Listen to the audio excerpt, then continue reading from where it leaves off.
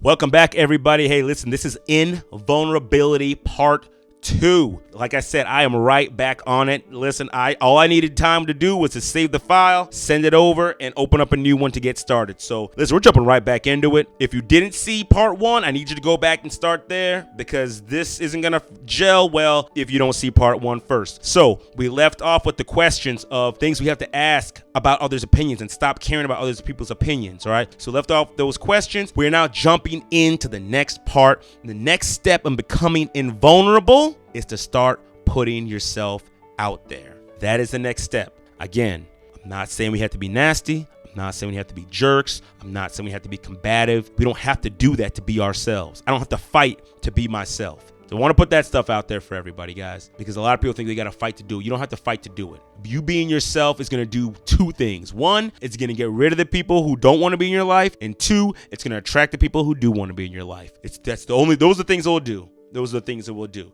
But we got to start putting ourselves out there. We have to start sharing what we think, sharing what we feel, sharing our ideas, our thoughts. We have to do that. We got to do that. And as time goes on, you can share more and more, be more and more vulnerable. Matter of fact, I'll do it right now.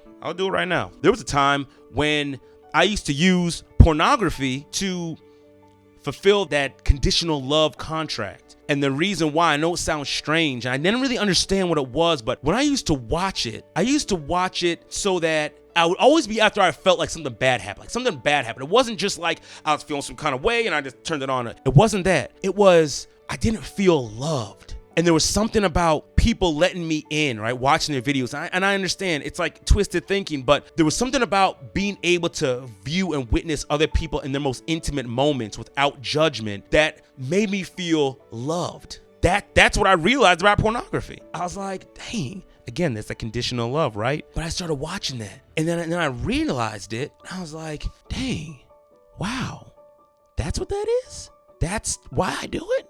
That's why I'm, on my phone or on my computer and all this stuff like that? It's like, yeah.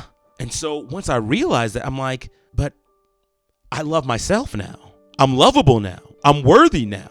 I'm a victor now. I don't need that anymore. It can't fulfill that for me because I love myself. And I promise you guys, it was, I don't know how to describe it. It was like night and day. It was just like the desire for pornography went away immediately once I started loving myself. It just went away just like that. Because the thing that I thought was giving me love, it wasn't giving me love. Because guess what? After I was done watching it, I felt empty. I felt dirty. I felt ashamed. I'm like, man, you're supposed to be a man of God. You're supposed to do this. You're supposed to be your husband. You're a father. And you're supposed to be a role model. All this stuff like this. And then here's the crazy part. The devil always used to kick me in the, and I always say the devil or myself or whatever. But every time I messed up and did it and watched it, afterwards it was like, oh man, I can't believe you did that, bro. Man, no one else is doing that. Man, you're such a horrible person. This and this and that and blah, blah, blah. Like, just going in. I felt worse and worse. I'm like, oh my gosh, how can I go before God? Oh my gosh, I can't pray. I can't even do anything. I deserve to be punished, so on and so forth. But it wasn't until I finally realized the whole function of the behavior in and of itself. It was simply, you didn't love yourself. So once I started loving myself, and guess what?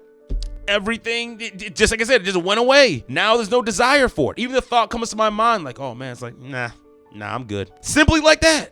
Now, I don't know about anybody else's journey as far as that's concerned, but I just want to give a perfect example what it looks like to start putting yourself out there. There are men right now who've been, unfortunately, they've been molested, and they're terrified to go out there and share their story and express what has happened to them because they feel like they'll be less of a man or people will look down on them and things like that. That's the vulnerability I'm talking about. And and I want to say something else. Let me touch on this right quick. Vulnerability keeps us weak. It's not just a search for unconditional love or a search for love. It literally keeps us weak and it hurts us. Our vulnerability hurts us because think of those men, think of those women, the men who've been molested, the women who've been raped. Think of them, how they're terrified and they're living in fear and they can't even face it. They can't even share their story because they're scared what people are going to think. They think people are going to call them liars. They think people are going to call them weak. They think people are going to call them gay. They think people are going to call them all these horrible things. And so they suffer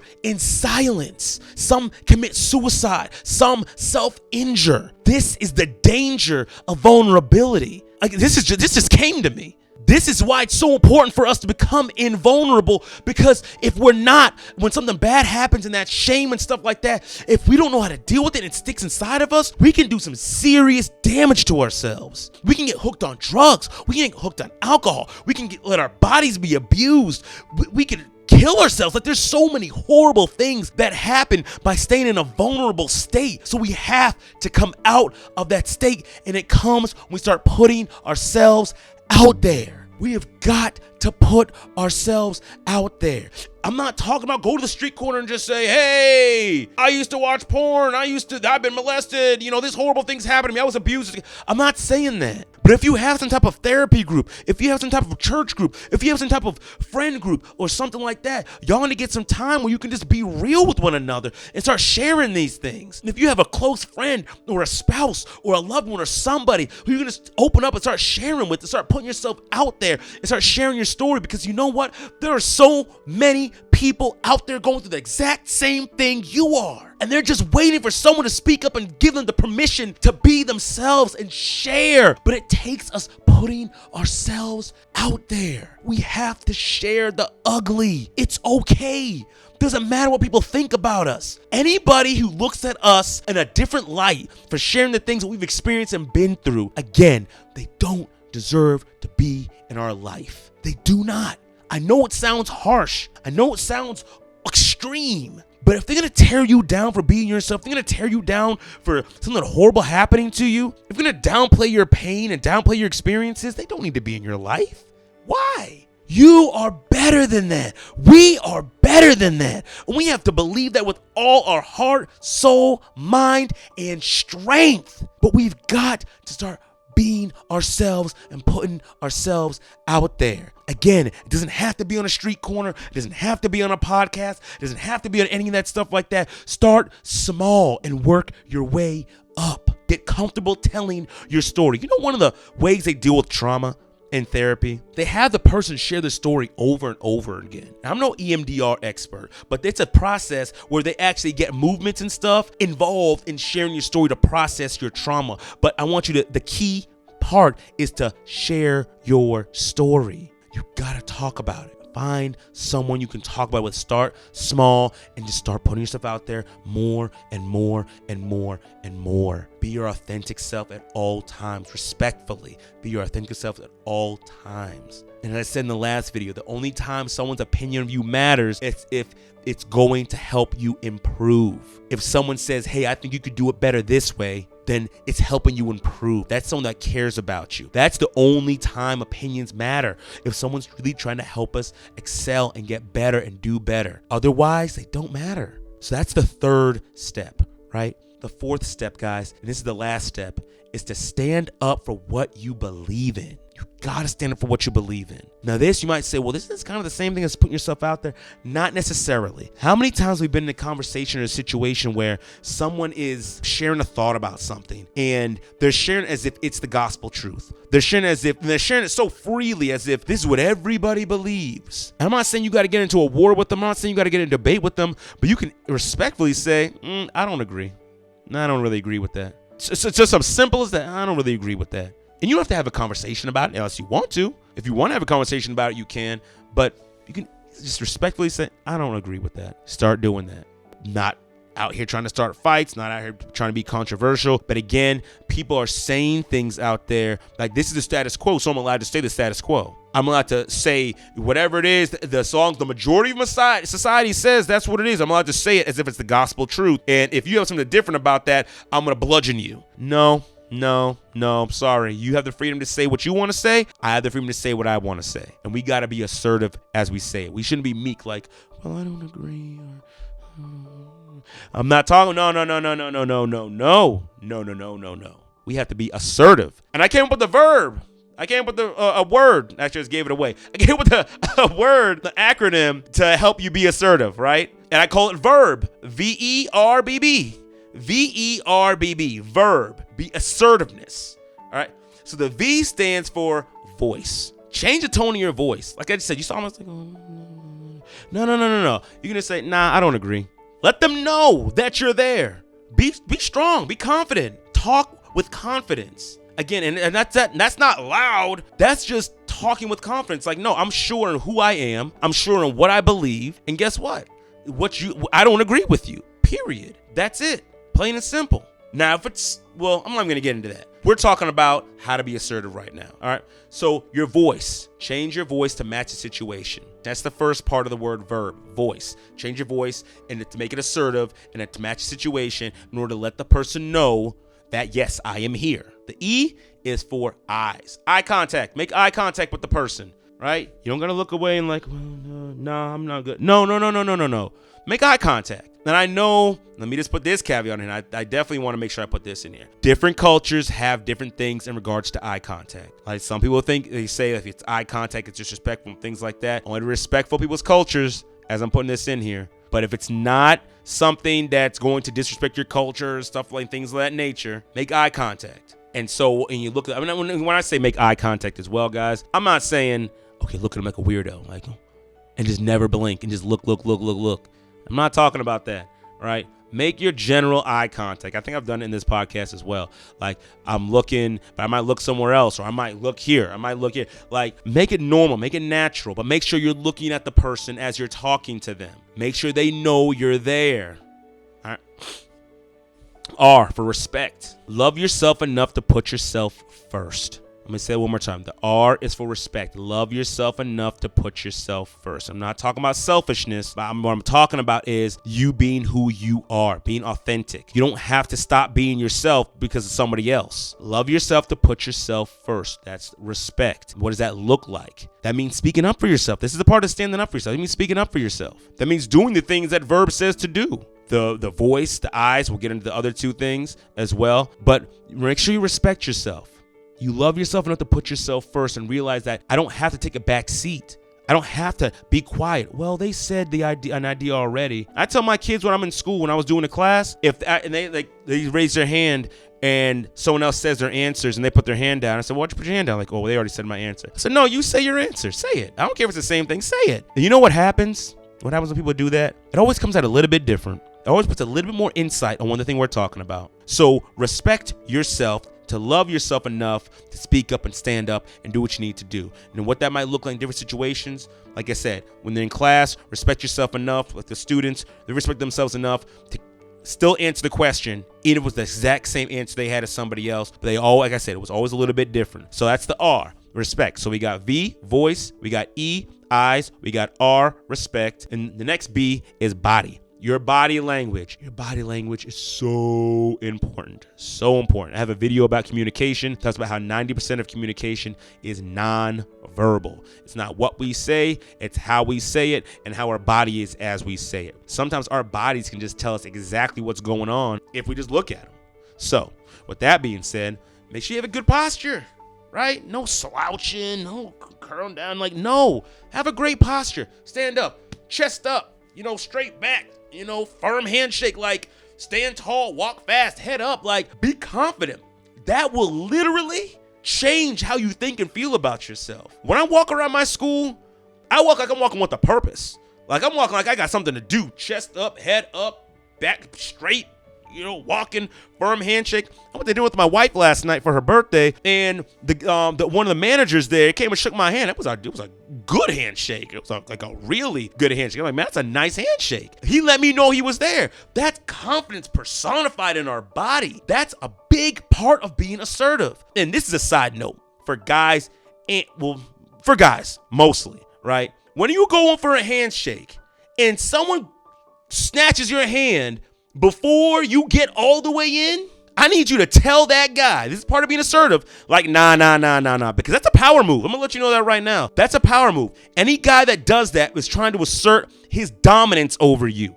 So what you need to do is go in and say, nah, it ain't like that, and redo it. By doing that, you have now leveled the playing field. And for women, I know some women, they'll do like that, but I'll tell you this. A lot of the women that I've come across and a lot of the women I've dealt with in situations like that, they give me a full-on handshake. Listen, give them a full-on handshake. And as a woman, if you don't want that little thing and then all that, then you do the same thing I just told the guys. If they do like that, and they say, you tell them, be assertive. Nah, it ain't like that. I got a handshake.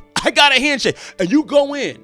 and you let them know I'm there. You don't gotta be Superman and crushing hands, but you can let someone know you're there. That's all part of body language. See that little thing right there? He didn't have to say I'm dominant over you. He's letting you know with the body language he's dominant over you. Women, men, that's exactly what that guy's doing. So you tell her, nah, I need a good handshake. And you go back in and you go like you mean it. Just, yeah, like let them feel that you're there. It's like, oh, whoa.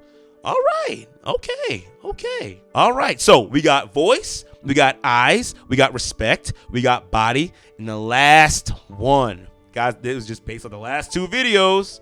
I'm going to say it again. Boundaries. Yes, boundaries. The last B in verb. You got to teach people how to treat you. You got to let them know what's expected and what's not expected, what's allowed and what's not allowed. And you got to do it from jump. You can't wait. Don't assume anything. They should know. They had a good mom. They had a good dad. They should know. You don't assume anything. You have a set way you want people to treat you, and so you let them know this is how you're going to treat me. I'm not going to tolerate cussing in my presence. I'm not going to tolerate nasty jokes in my presence. I'm not going to tolerate you sleeping around. I'm not going to tolerate you being anxious. I'm not going to tolerate negativity. You let them know exactly what your boundaries are, and you teach them that from the very beginning. And then again, you can be respectful as you do it. I'm not saying, hey, you better not do it. I'm not saying that. You shouldn't have to do that in the first place. You just teach them. You say, hey, listen, I don't like all that cussing around, man. Nah, chill with the dirty jokes, man. I don't really do that, man. Hey, what's up with that negativity, man? Like, I don't do that, man. We only do positive over here. Period. That's it. That's all we do. You could simply tell someone what you will and will not accept. Set those boundaries and set them early. When you start doing these things, when you do verb, VERBB, when you start doing them, guys, and start setting those boundaries, oh man, people are going to respect you. Here's the thing. They may not like you, but they're sure as heck going to respect you. And that's very, very important. I might make a video about that, but I just want to let you guys know that it's so important for us to be assertive and let people know that we're here and that we matter and that I love myself. And because I love myself, I'm going to speak up and stand up for myself. I'm going to stand up for what I believe in. This has been 50 minutes straight of a podcast. 30 minutes of the last one. We're on 20 minutes of this one. Guys, I'm so glad I redid this. I am so glad I redid this because it went nothing like this in the first take. Thank you, God. Listen, guys, we are on the path to invincibility. Invulnerability. We will not be hurt by what others think and feel and say and their opinions. We will no longer be subject to the thoughts and feelings of others. We will stand up and be our authentic selves. Every single part of it, every single bit of it, we're going to love and we're going to express and we're going to live the way we're designed to live. Now, with all this being said, guys, I think it might actually be time to get to the prep part of FCS prep.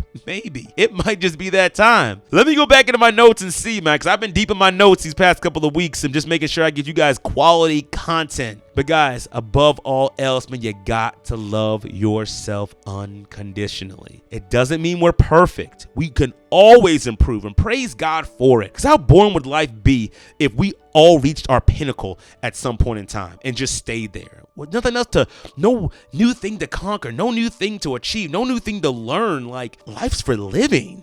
Life is for living. So I'm actually grateful that we're not perfect. I'm actually grateful for that. I'm so fired up, man. I feel like I want to run a mile or go jump in a lake or something. I don't even know, man. I don't even know. Guys, I appreciate you all. I appreciate every single one of you guys. Ladies and gentlemen, I appreciate you all. Thank you so much for showing up. Thank you so much for watching. Guys, we're going to cut it off here. Remember, this is FCS. We are improving the world by improving you. And I know without a shadow of a doubt that those under the sound of my voice, your lives are going to get better. I know whatever your situation is, it's going to get better. It's going to get better. You're not going to leave the same way you came. You're going to be better. Your life is going to be improved. You watch. As your life improves, the lives of those around you is going to improve. The lives of those at work are going to improve. The lives of your community are going to improve. As you improve, you're going to see this change take place. I'm so excited for you. I'm so excited for you that you get to start your life and start your journey and be exactly who you were designed to be. Thank you, God. Y'all, take care. Have a great, awesome, and blessed day, and I will see you all soon. Take care. Bye.